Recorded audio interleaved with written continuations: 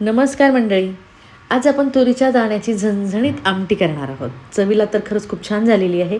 आणि हो, आपण गावाकडे जशी करतो ना तशाच पद्धतीची आपण गावरान पद्धतीची आमटी केलेली आहे. मस्त लुसलुशीत पोळ्या त्यासोबत आणि गरमागरम चुरून मुरून आपल्याला आमटी खायची आहे. तर अगदी सोपी, कमी साहित्यात होणारी आणि झटपट होणारी. भाजीला काय करावं हे जर टेन्शन येत असेल ना, तर आता तुरीचे दाणे सध्या मार्केटमध्ये तुम्हाला शेंगा भेटतात, तर त्याचे दाणे करून मस्त तुम्ही आमटी करू शकता.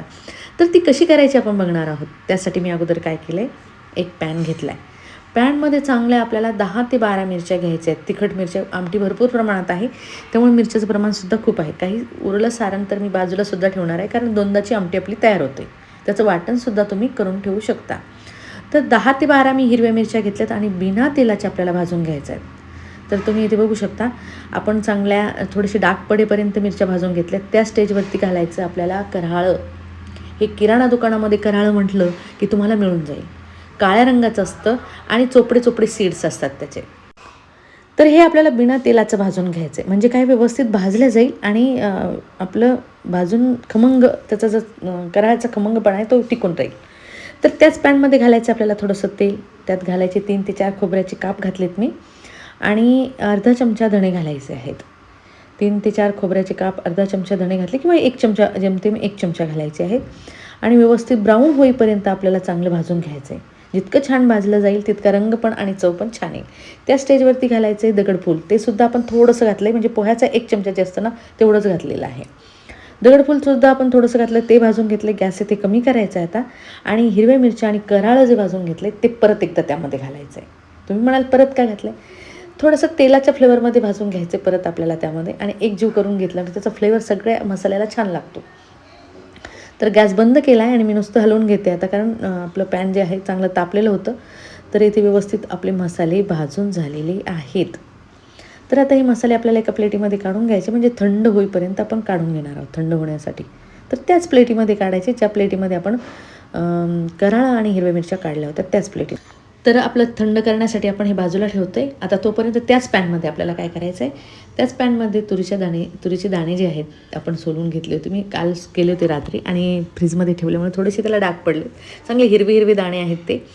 तर याला काय करायचं, आपल्याला चांगलं भाजून घ्यायचं आहे. तर भाजण्यासाठी थोडंसं तेल घालायचं आहे त्यामध्ये, जास्त नाही, थोडंसं 2-3 थेंब, म्हणजे अर्धा चमचा तेल घालायचं आहे आणि मस्त चटचटेपर्यंत आपल्याला दाणे भाजून घ्यायचे आहेत. जितके छान भाजले जातील तितकी आमटी छान होईल. म्हणजे जास्त नाही, खूप जास्त नाही, पण मीडियम. आपल्याला थोडेसे त्याला डाग पडायला लागले ना, त्या स्टेजवरती आपल्याला दाणे भाजून घ्यायचे. गरम गॅस फुल करायचा आहे आणि मस्त भाजून घ्यायचे आहेत ते. तर हे झालेत आपले दाणे भाजून. तर जास्त नाही, मी तुम्हाला सांगितलं व्यवस्थित भाजून घ्यायचे. थोडेसे डाग पडायला लागले की लगेच गॅस बंद करायचा आहे आणि याला थंड होऊ द्यायचं. तर गॅस बंद करून घेतला आणि पॅनमध्ये मी थंड करून घेतलं आहे त्याला. तर आपण जे मसाले करून घेतलं होतं, म्हणजे मसाल्याचं वाटण जे करून घ्यायचं आहे आपल्याला, ते मसाले भाजून घेतलेले ते छोट्या मिक्सरच्या भांड्यामध्ये टाकायचं आणि त्यामध्ये आपल्याला घालायचं आहे आता काही थोडंसं, म्हणजे आपण लसूण पाकळ्या घालणार आहोत 10 ते 12. मस्त लसूण पाकळ्याने छान फ्लेवर येतो भाजीला, म्हणून त्या घालायच्या आहे. थोडीशी कोथिंबीरीच्या काड्या घालायच्या आहेत किंवा कोथिंबीर घालायची थोडीशी आणि याचं आपल्याला चांगलं पाणी घालून वाटण करून घ्या. अगोदर कोरडं काढायचं आहे आणि नंतर पाणी घालायचं आणि मस्त वाटण करून घ्यायचं आहे. तर अगदी गावरान पद्धतीचा मसाला रेडी झालेला आहे. याची चव जी आहे ना, ज्यावेळेस आपण चुरून म्हणून भाकरीसोबत किंवा भातासोबत ही आमटी खातो. हां, तुम्ही भातासोबतसुद्धा ही आमटी खाऊ शकता. मस्त वरतून लिंबू घ्यायचं, गरमागरम आमटी घ्यायची आहे आणि भातात मिक्स करून खायची. खरंच खूप छान लागेल. आणि मी म्हणते म्हणून नाही, ही अशा पद्धतीने तुम्ही ट्राय करून बघा. आणि नंतर काय करायचं, आपल्याला ते तुरीचे दाणे आहेत ते घालायचे आहेत त्याच भांड्यामध्ये. मसाला काढून घ्यायचा एका बाउलमध्ये आणि तुरीचे दाणे आपल्याला वाटून घ्यायचे. आपण सोबत मसाल्यासोबतसुद्धा काढू शकतो, पण आपला मसाला भरपूर झालेला होता, एका भांड्यात निघणार नव्हतं, म्हणून मी नंतर तुरीचे दाणे काढून घेते. मसाला वाटण करून घेतलं की त्यातच आपले दाणे टाकायचे आणि वाटण करून घ्यायचं आहे. तर तुम्ही असं सुद्धा करू शकता. तर पाणी घालून त्याचंसुद्धा मी वाटण करून घेतले. तर थोडंसं जाडसर आपण वाटण करून घेतलं, जास्त बारीक नाही आणि एकदम जाडसरही नाही. आणि हे केलेलं वाटण आपल्याला त्या मसाल्यामध्ये मिक्स करायचं आहे, कारण आपली जी आमटी केलेली आपण ती फार झणझणीत आहे, मस्त. आणि काय म्हणतात ना, त्याला झणझणीत झाल्याशिवाय त्याची चव छान येत नाही आहे. तशाच प्रकारे आपण केलेली आहे. तर मसाले आणि तुरीच्या दाण्याचं वाटण जे आहे ते एकजीव करून घ्यायचं मसाल्यामध्ये आणि एकजीव करून घेतल्यानंतर आपल्याला पुढची तयारी करायची. पण थोडंसं आपण त्यामध्ये पाणी टाकून घेणार आहोत, म्हणजे फोडणी ज्यावेळेस घालणार आहोत आपण त्यावेळेस पूर्ण पाण्यासहित घातली की छान फोडणी बसते पूर्ण आमटीला. नंतर आपण थोडंसं पाणी त्यामध्ये ॲड करू शकतो. तर फक्त मिक्स करून घेताना आपल्याला व्यवस्थित मिक्स करून घ्यायचं आहे. तर काही मसाला मी तुम्हाला दाखवते इथे. आपली दोनदाची भाजी होते, कारण 3 ते 4 माणसाचं आपलं प्रमाण घेतलेलं आहे. तर मी वाटण एकदाच करून ठेवलं म्हणजे दोनदा तुम्हाला ही भाजी करता येईल. म्हणजे झंझट राहणार नाही की आपण परत पुन्हा तीच भाजणी करायची, पुन्हा करायचं. 3 ते 4 दिवस आपलं वाटण हे फ्रीजमध्ये राहू शकतं. तर फ्रीजमध्ये ठेवून द्यायचं ते वाटण केलेलं. त्यात पाणी घालून घेतलं मी चांगलं 1 ग्लास आणि बाकीचं वाटण ठेवून दिलं आहे. नंतर काय करायचं आहे आपल्याला, एक पातेलं घ्यायचं आहे. पातेल्यामध्ये चांगलं 2 चमचे तेल घातलं आहे मी. अर्धा चमचा मोहरी घालायची, अर्धा चमचा जिरं घालायचं आहे. छान जिरं मोहरी तडतडली. तडतडल्यानंतरच जोपर्यंत तडतडत नाही तोपर्यंत नाही. तडतडल्यानंतर चांगलं 2 चमचे लसणाची पेस्ट घालायची. तुम्ही म्हणाल वाटणामध्ये सुद्धा लसूण घातलं आणि फोडणीला सुद्धा लसूण घातलं, तर या भाजीला लसणाचा फ्लेवर जो आहे तोच अगदी महत्त्वाचा आहे. फोडणीचा लसूणसुद्धा छान लागतो आणि कच्चा लसूण आतमध्ये मसाल्यामध्ये घातलेला तो पण छान फ्लेवर देतो आहे. तर चांगला ब्राऊन होईपर्यंत आपल्याला लसूण फ्राय करून घ्यायचा आहे. तर इथे लसूण झाला आहे ब्राऊन होईपर्यंत फ्राय आपला, म्हणजे चांगला ब्राऊन झाला आहे. गॅस कमी करायचा आहे. त्या स्टेजवरती घालायची आपल्याला अर्धा चमचा हळद. मस्त हळदसुद्धा तळून घ्यायची आपल्याला, त्याचा पण फ्लेवर भाजीला छान बसतो तळलेल्या हळदीचा. नंतर कढीपत्त्याचे पाने आणि कोथिंबीर घालायचं थोडा. ते पण चांगले फ्राय करून घ्यायचे आणि मस्त खमंग आपली फोडणी रेडी आहे.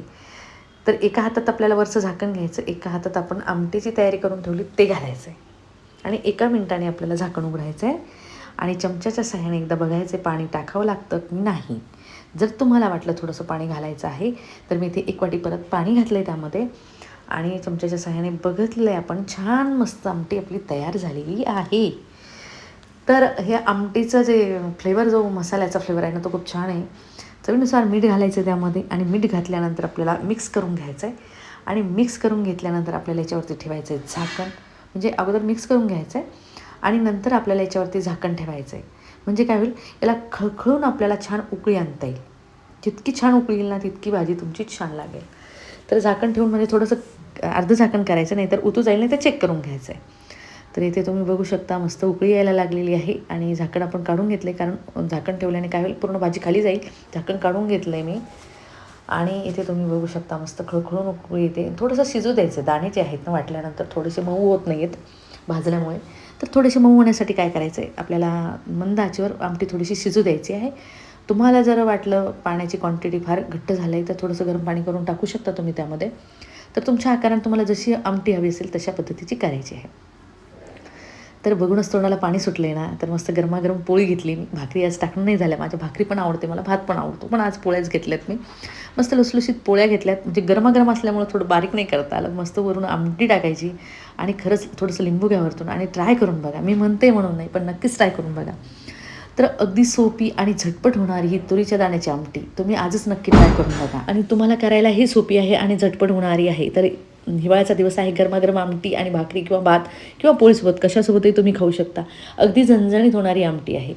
जर तुम्हाला ही माझी तुरीच्या दाण्याची आमटी आवडली असेल आणि तुम्ही माझ्या चॅनलवर नवीन असाल तर माझ्या चॅनलला सबस्क्राईब, लाईक, शेअर, कमेंट करायला विसरू नका. तर चला भेटूया अशाच नवीन नवीन आणि सोप्या रेसिपीसोबत. तोपर्यंत बाय.